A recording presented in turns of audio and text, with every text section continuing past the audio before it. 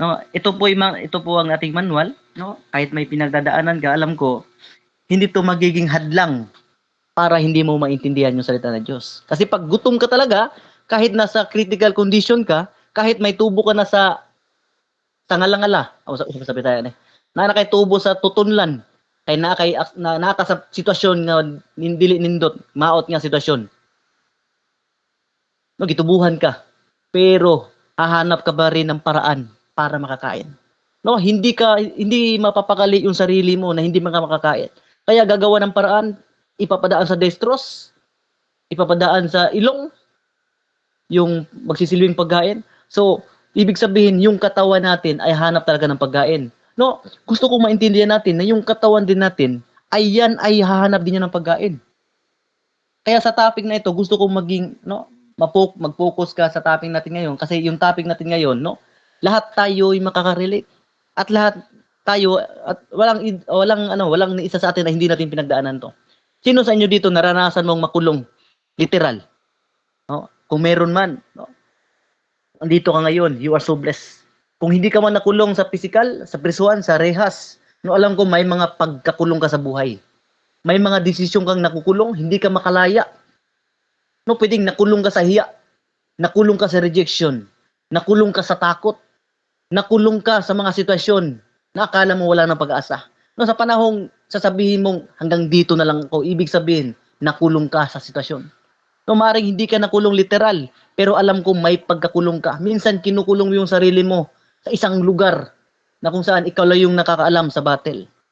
No, ikaw lang yung nakakaalam, hindi alam ng parents mo, hindi alam ng kapatid mo na nagsasuffer ka ng ganyang sitwasyon. Pero ito lang yung gusto kong sabihin sa iyo, hindi man alaman ng pinakamalapit mong kaibigan, malapit mong pamilya, yung pinagdadaanan mo ngayon. Ito lang yung masasabi ko. No, lahat ng pagdadaanan mo sa simula pa lang, alam na ng Panginoon. Amen? So, ibig sabihin, pag may nakaalam na sa sitwasyon mo, no, andun yung pag-asa. Kaya ang topic na pag-uusapan natin ngayon, freedom in prison. No, may kalayaan kahit nakakulong ka na. Hallelujah. Kahit nakakulong ka, pwede kang bigyan ng kalayaan ng Panginoon. Kahit nasa sitwasyon ka, pwede kang palayain ng Diyos. No, kahit sabihin mong literal nasa kulungan ka, pwede kang magkaroon ng peace of mind. No, yung peace of mind, hindi siya nakadepende kung nasan ka ngayon. So, halimbawa, nasa kulungan ka. Pastor Del, sigurado lang, wala akong peace of mind ngayon. Bakit? Nasa rehas talaga ako, literal na kulungan. Pero yung totoo, kahit nasa kulungan ka, no, pwede mong maramdaman yung peace of mind na kayang ibigay ng Panginoon. No, nasa sitwasyon ka, pero hindi ka lumubog. Hindi ka nakulong. No, nakagalaw ka pa rin. Katulad ng isda. Ito yung illustration ni Pastor Oliver. Naalala ko last time. Yung isda, pag niluluto mo yan, no, alam naman natin yung isda galing sa dagat. No, galing sa dagat ang isda. Pero pag lulutuin mo, lalagyan mo pa ng asin. Kasi kung hindi mo siya lalagyan ng asin, parang walang lasa. So ibig sabihin, lalagyan siya ng asin para ano? Para magkaroon ng lasa. Pero kung tutuusin naman, galing siya sa dagat, galing siya sa sitwasyon, pero hindi siya napuruhan. Kasi kung alam naman natin, kung isda, hilaw, lalagyan mo ng asin, ano mangyayari kinabukasan? Mag-a-absorb yung asin kasi nga patay na yung isda. So ibig sabihin, kung buhay ka pa ngayon, kahit nasa sitwasyon ka, hindi ka mapupuruhan. Hindi ka ma-impluwensyahan ng asin dahil buhay ka pa. Hanggat buhay ka pa, laging pinaparemind sa atin ng Panginoon, may pag-asa pa. Kung nakikita mo wala ng pag-asa, walang ng pag-asa na makaahon ka sa kahirapan, wala ng pag-asa na mabuo pa yung pamilya nyo, wala ng pag-asa na makapagtapos ka ng pag-aaral. Kasi nga, financial problem, family issue, brokenness. Minsan, nawalan ka ng tiwala sa sarili mo. Kung akala mo wala ng pag-asa, pag sumunod ka sa Panginoon, yung akala mong dead end, sa Panginoon, bagong simula. Hallelujah. Freedom in prison. Kung mapapansin nyo, ang mga taong laging nakakulong, yan yung mga taong malungkot. Yan yung taong laging nag-iisa. Yan yung taong palaging wala sa sarili. Malungkot sila. Nakakita na ba kayong tao na laging nag-iisa? At ang taong laging nag-iisa, yun pang yung mga tao, no? May mataas na record sa suicide. No, pag ang tao nag-iisa, doon niya naiisip, magpakamatay na lang ako. No, I tell you, kung nakakarinig ka ngayon, kung umabot ka sa punto na ganito, na akala mo yung solusyon is yung pagkitil ng buhay, pagbitay. No, ako naalala ko noon, nung unbeliever pa ako, na hindi ko pa naranasan si Jesus. No, makakita lang ako ng lubid, ang isipin ko agad, ito na siguro yung solusyon. Kapatid, hindi yan solusyon. No, maaaring may pinagdadaanan ka ngayon, always remember, buhay ka pa. No, pag ang isda, ilagay mo sa dagat, buhay pa yan. Hindi yan mapupuruhan, hindi yan maimpluwensyahan ng asin. Kasi nga, yung asin, no, magiging effective yan kung patay ka na. Mag-absorb yan kung patay ka na. Pero pag buhay ka pa, may pag-asa pa ka, hindi ka mapupuruhan ng asin. And always remember, you are created. Hindi ka ginawa ng Panginoon para masira. Hindi ka ginawa ng Panginoon para mapunit. Hindi ka ginawa ng Panginoon para maging walang saysay yung buhay mo. You are created, no, wonderfully. No, gihimo ka sa Ginoo, ginawa ka ng Panginoon ng napakaganda, napakaingat. At with love, ginawa ka ng puso, ginawa ka ng Diyos sa napakagandang sitwasyon, sa napakagandang imahe. Pero nasira ka dahil sa toxic ng pinagdadaanan mo dito sa mundo. Ang flower base, ginawa siyang flower base. Pero kung ipapasok mo diyan yung basura, yung mga basurahan, ay yung mga basura, yung mga plastic, yung mga sardinas na lata, kung ilalagay mo siya sa flower base, hindi na siya flower base. Ang tawag sa kanya, basurahan. So ibig sabihin, lahat ng mga mahalagang bagay, balde, stainless, paglagay mo yan ng mga basura, ang tawag diyan basurahan. So kaya ingatan natin yung puso natin para kahit kasi nga ginawa ka ng Panginoon na napakaganda, flower base ka. Pero kung lalagyan ka ng basura, ang tawag sa iyo basurahan. At ang sasabihin ng tao, doon mo ilagay sa basurahan. Saan? Hindi, flower base ka yan, di, basurahan na yan. Kasi ang nilalagay diyan, basura. No? Yung mga taong laging nag-iisa, yung mga taong nakakulong, sila yung mga taong malungkot. Hallelujah. At yung mga taong nakakulong, mapansin niyo ba yung mga aso? Pag walang kasama, malungkot. No? Yung mga aso, pag wala silang kasama, malungkot sila. No? Parang nakikita mo, no, grabe yung aso na to. Parang yung aso, parang may emosyon. Parang ayaw nila yung ayaw nilang, ang tawag nito? Parang, mura pa silang na emosyon nga, may pang ibang iro, nasa gawas. Pero pansinin din nyo, isa sa mga ugali ng aso, pag nakakulong, pag nakatali, laging galit. Mainitin ang ulo. No, madaling magalit. No, kaya yung mga taong ganyan, no, kailangan kung ikaw yung tao na ganito, madali kang magalit, no, dahil sugatan ka. Kasi sa totoo lang, yung sugat, ang sugat, pag sugat talaga yan, pag lalagyan mo ng alcohol, masakit talaga. So ibig sabihin, kaya ka kunting tingin lang, kung kunting eye to eye lang sa mga lalaki. Anong tinitingin mo? May problema ka ba sa akin? Yung mga taong ganyan, hindi yan matapang kung tutuusin. Sugatan yan sa loob. Kasi yung mga taong sugatan, pag lalagyan mong alcohol, masasaktan talaga. Noon, magre-react talaga. So, posible ba? Kaya isa sa mga dahilan, laging mainitin yung ulo mo kasi nga, broken inside. May sugat sa loob na hindi pa gumagaling. No, kaya ka nagre-react dahil may something sa loob mo na hindi pa nagagaling. Hindi mo pa naisusurinder sa Panginoon. No, ang challenge sa gabing ito, kailangan yung sugat diyan sa puso, no, gumaling yan. No, kung mapansin niyo yung aso, nakakatakot hawakan yung aso pag nasa kulungan. Nakakatakot hawakan yung aso pag lagi nakakulong sa bahay, nakakulong sa gate. Pag may pumasok, kakagating ka agad kasi nga mainitin yung ulo. Pero tingnan nyo, yung mga aso sa kalsada, yung mga asong hindi nakakuan, tali, no, friendly, hindi nakakatakot lapitan. Kaya minsan nga, susunod pa sa'yo kasi nga, yung mga aso ganyan nakalaya. So, ibig sabihin, pag ikaw ay malaya na, hallelujah, no? Hindi ka na mainitin yung ulo, hindi ka na malungkot.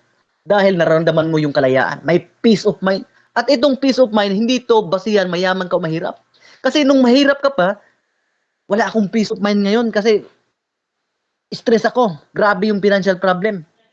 Nakakala mo, siguro pag yumaman na ako, siguro may 100,000 ako sa bangko, hindi na ako ma-stress, hindi na ako, no, may peace of mind na ako. Pero nagtaka ngayon, bakit yung mga mayaman, nadidepress, nag-overthink. Sa to gani, ano bang walang peace of mind.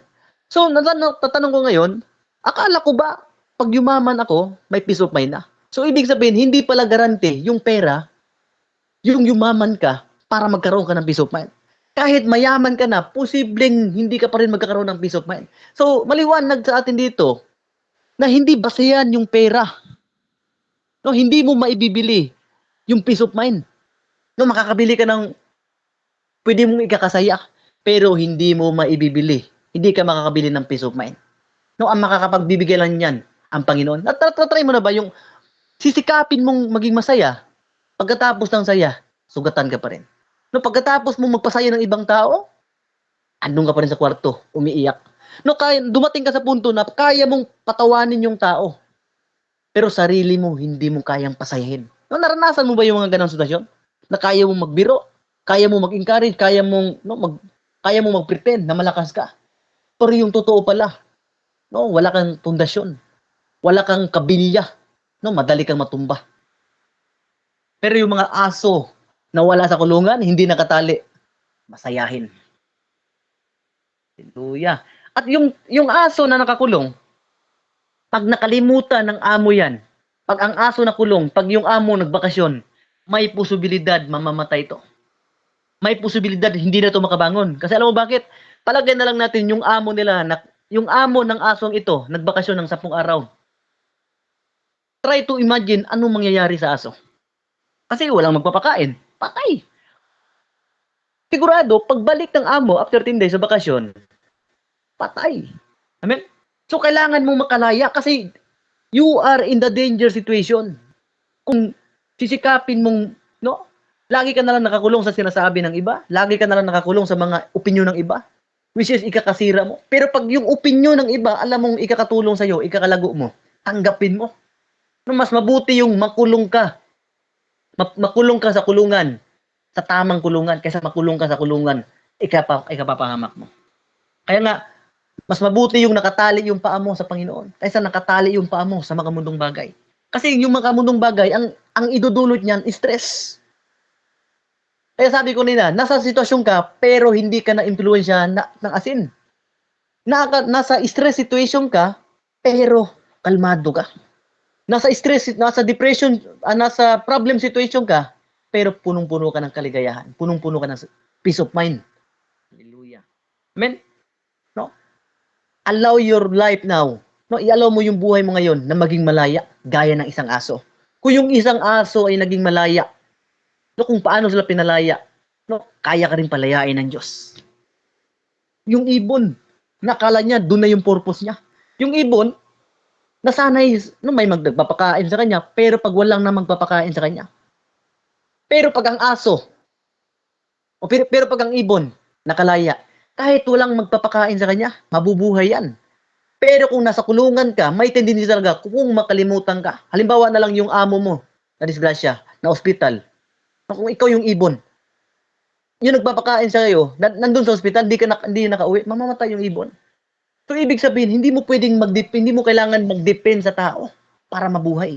Hindi mo kailangan mag-depend sa tao para lang mag-survive, para matupad yung pangarap mo. Kailangan mo mag-depend sa Panginoon dahil gusto kang palayain ng Panginoon sa kulungan na yan. Sa sitwasyon, sa depression mo ngayon, gusto kang palayain. Sa pag-overthink mo ngayon, gusto kang palayain ng Diyos. Para ano? Para kahit hindi ka magdidepend sa mga tao, kundi magdidepend ka sa plano ng Diyos. Yung plano ng Diyos, hindi sa kulungan. No, yung plano ng Diyos is yung makalaya ka. Amen. No. Gusto kong impasa sa inyo yung story ni Jesus at ni Barabas. No, alam naman natin si Barabas, ito yung isa sa mga kinainisan no, sa karakter sa Bible sa New Testament.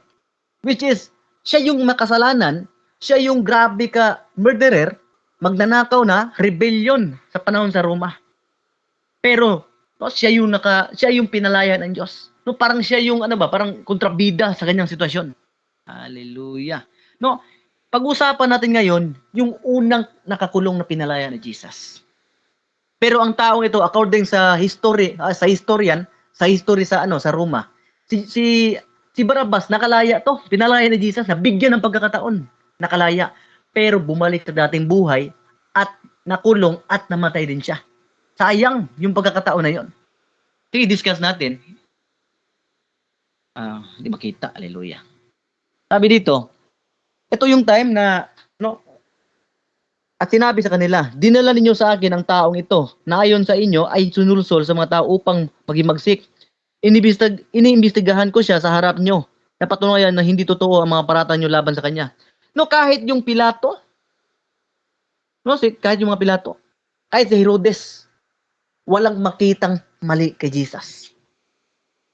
No, sila mismo, sabi nila, bakit yun din? Tapos yung mga pare that time, yung mga pariseo, isa yan sa mga ginagalang noon.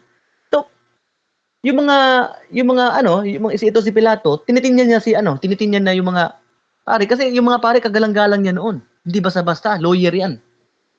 Kaya nagtaka sila, parang mataas yung taas ang ilang taas ang ilang backer ba? Taas ang ilang pagkatao. Marubag mutuo din sila pero habang pinag-aaralan nila, habang inimbestigahan nila, wala silang makitang pagkakamali ng taong ito. Ganun din kay Herodes sa patunayan, kaya pinabalik niya si Jesus dito sa akin. No, pinalik sa kanya. Wala siyang nagawang kasalanan upang parusahan ng kamatayan. Kahit sila mismo, alam nila si Jesus, mabuting tao.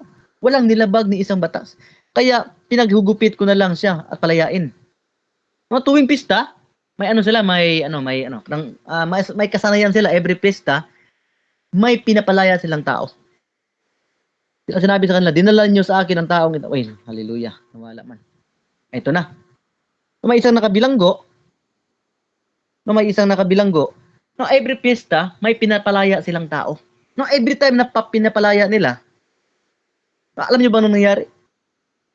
Grabe yung tao. Nadala sa sulsol. Pwedeng tinakot sila. Pwedeng binayaran. Maraming posibilidad. Pwedeng binayaran, pwedeng tinakot. Na, ang palayain nila si Barabas. At naisip ko ngayon, grabe naman. For 3 years si Jesus nagministry, pinagaling yung sakit nila. Pinalaya din sila, yung mga tao na yan. May posibilidad, yung mga taong nagsabing, ipako siya sa krus. Baka may posibilidad, isa yun sa mga naka-experience ng milagro. Isa yun sa mga nakakita na binuhay mga patay. Pinagaling yung mga masakit.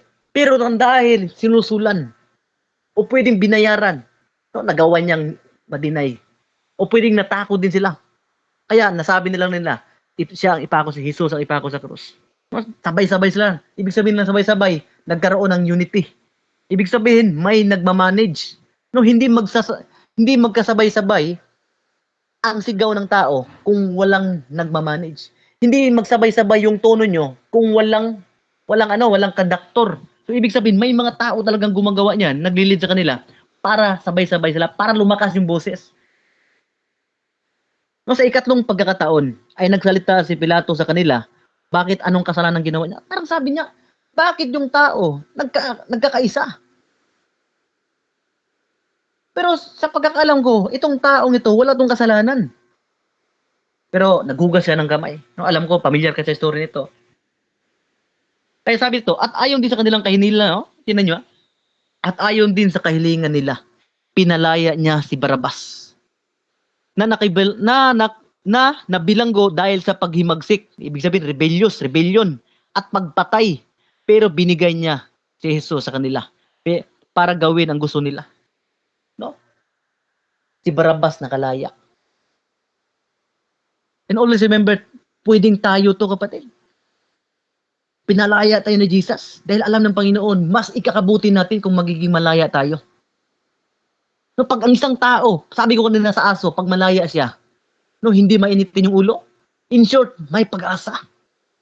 Kung dumarating ka man sa punto ngayon na walang ka ng pag-asa, no, ibig sabihin, kapatid, nakagapos ka. Nakakulong ka. Kasi hopeless situation talaga pag yung amo mo nawala. Pwede kang mamatay. Pero pag yung aso, no, wala sa kulungan, no, kahit saan pwede sila maglakad-lakad, pwede sila makakain, pwede pumunta sa basuran, pwede makakain, mabubuhay pa rin, in short.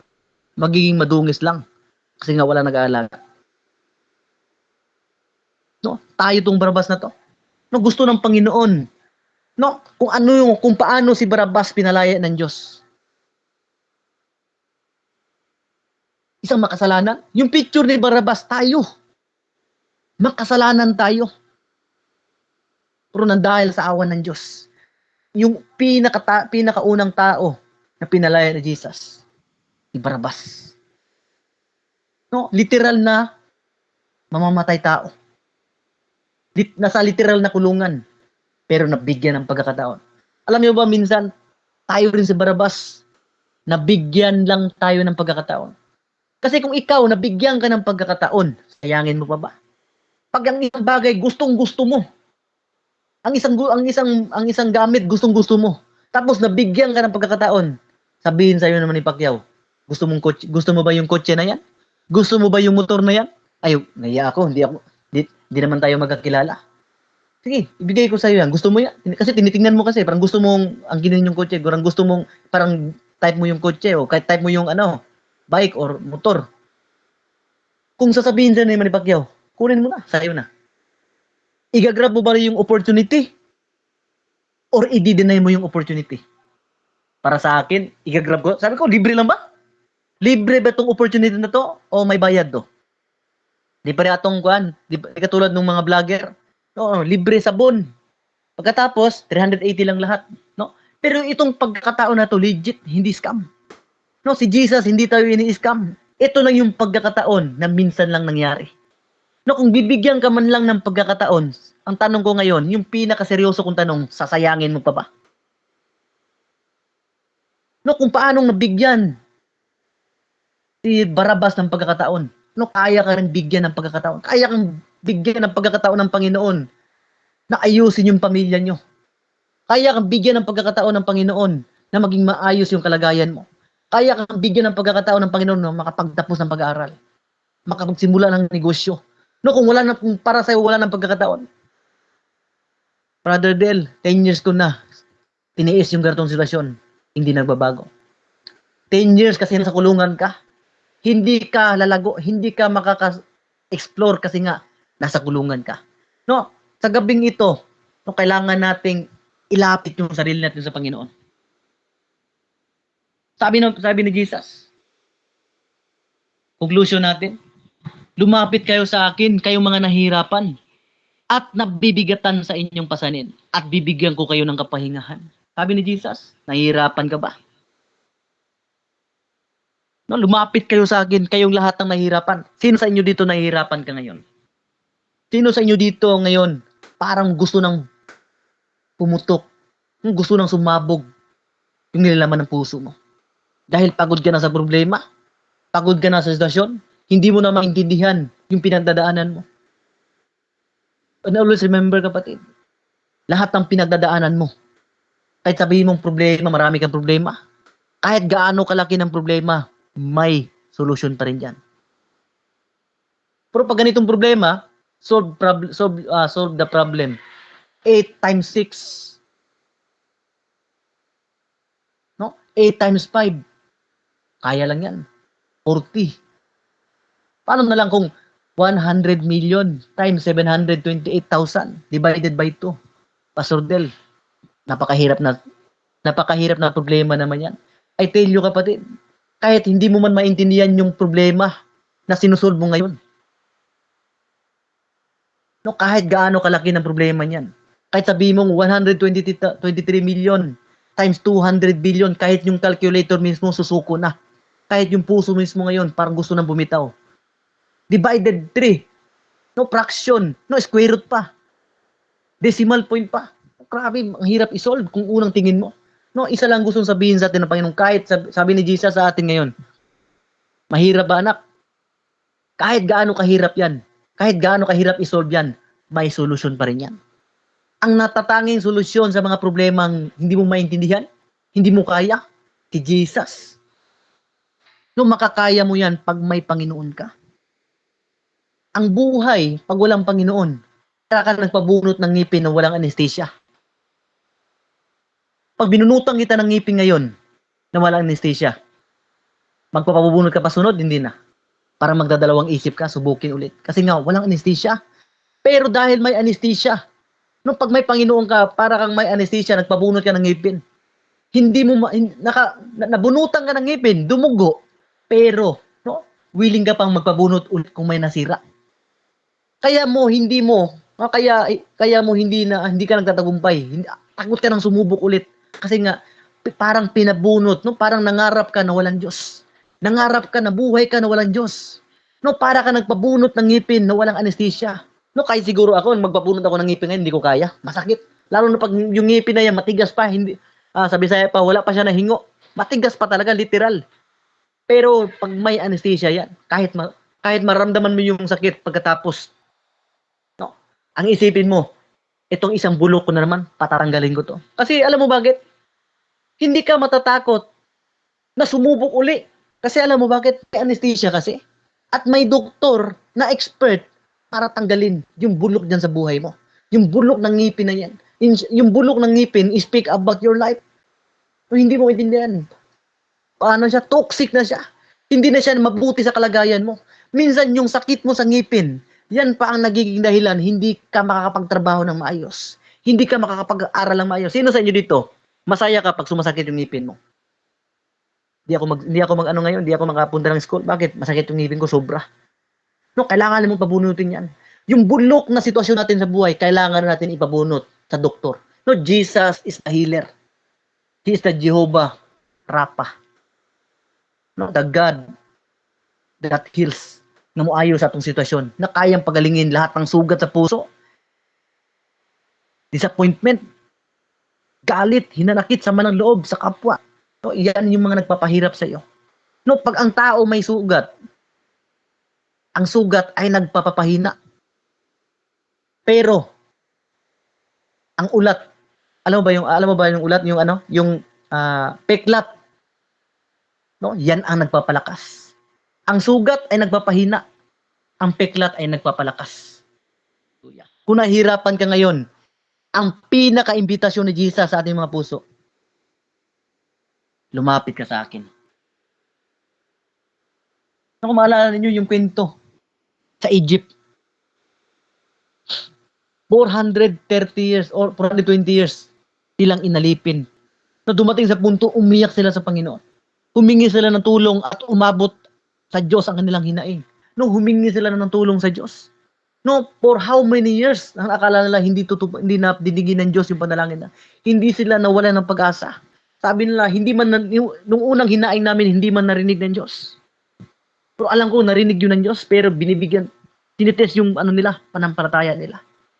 No, may tinuturo ang Diyos sa kanila. No, nag-yes na ang Panginoon, pero dinanaan niya sa wait. Hintayin nyo lang. No? At dumating sa punto, tinulungan sila ng Diyos. Narinig ng Diyos. Maaaring may mga hinanain ka ngayon sa Panginoon. Narinig ng Panginoon yung kalagayan mo. Alam ng Panginoon yung paghihirap mo. Jesus, the same yesterday and tomorrow. Amen?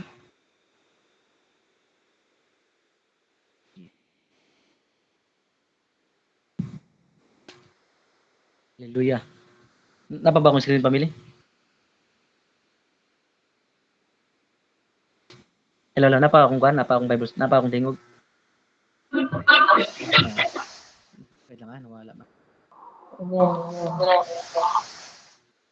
Hallelujah, thank you. No, ano man yung pinagdadaanan mo ngayon, no, I want to encourage you. No, gusto kang palayain ng Panginoon. No, kung feeling mo nahirapan ka na yung mga Israelita, grabe na ilang pag-anto sa tungatan. Pero unsa na itabo? No, pinalaya sila ng Diyos. No, pinalaya sila ng Diyos sa Egypt ng kanilang buhay. Sa paghihirap ng kanilang buhay, kalungkutan, kulungan ng kanilang buhay. Maaring naging kulungan nila yung Egypt na yon. No, pero hindi porket pinagdadaanan nila yon, hanggang doon na lang sila. Amen? No, ilagay mo yung sarili mo ngayon kay Barabas. No, si Barabas na hindi deserve. Pero na dahil kay Jesus, nakalaya sila.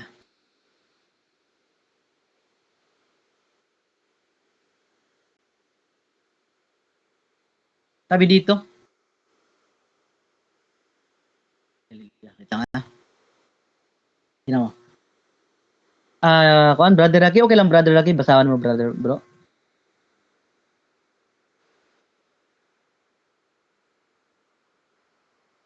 Nakamute kay nagkamong gusto ko dire. Okay, sige. Yung dari ay hindi nagkasala ito. Ngunit alam sa alang